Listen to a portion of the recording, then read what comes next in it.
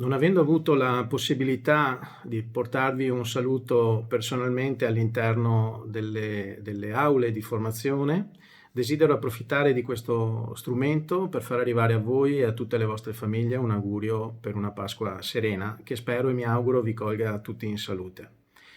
Saranno giorni che ci consentiranno anche di tirare un po' il fiato dopo settimane di grande lavoro, molto concitate, che ci hanno visto riorganizzare e un po' anche stravolgere tutta la nostra attività formativa.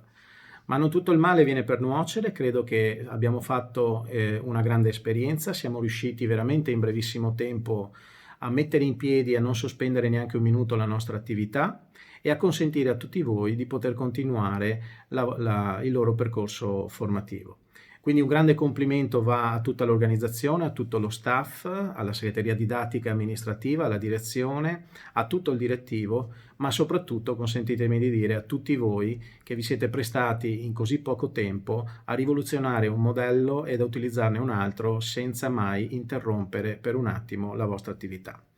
Io di questo mi sento particolarmente orgoglioso e vorrei condividere con voi questo orgoglio. Oltretutto un primato che ci vede ancora una volta confermati al primo gradino del podio dalla classifica del Ministero attraverso Indire,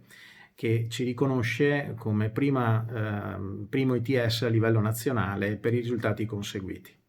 Questo è merito ovviamente di tutta l'organizzazione, dello staff, ma soprattutto anche vostro e delle aziende che orbitano intorno alla fondazione.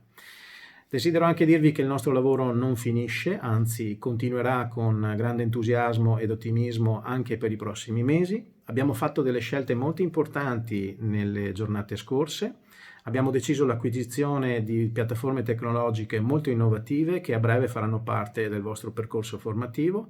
e che ci consentiranno non solo di diventare ancora più professionali e specializzati, ma ci consentiranno anche di fare delle importanti analisi di mercato e di diventare un interlocutore privilegiato per molti enti sul territorio.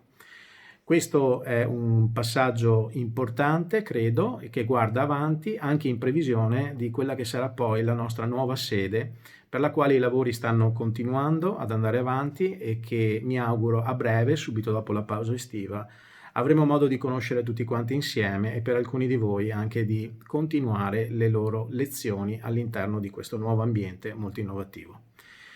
Mi fermo qui per il momento, il mio obiettivo era quello di farvi arrivare un messaggio di saluto, non avendo avuto la possibilità di farlo personalmente, e di inviarvi ovviamente un abbraccio virtuale e con l'augurio e l'esortazione di restare ottimisti. Abbiamo avuto la capacità di affrontare questo momento difficile tutti assieme, sono certo che ne usciremo assolutamente vincenti, così come ITS Turismo ha sempre saputo fare, e grazie anche alla collaborazione di tutti voi sapremo ancora una volta confermare. Grazie a tutti, una buona Pasqua e qualche giorno di meritato riposo.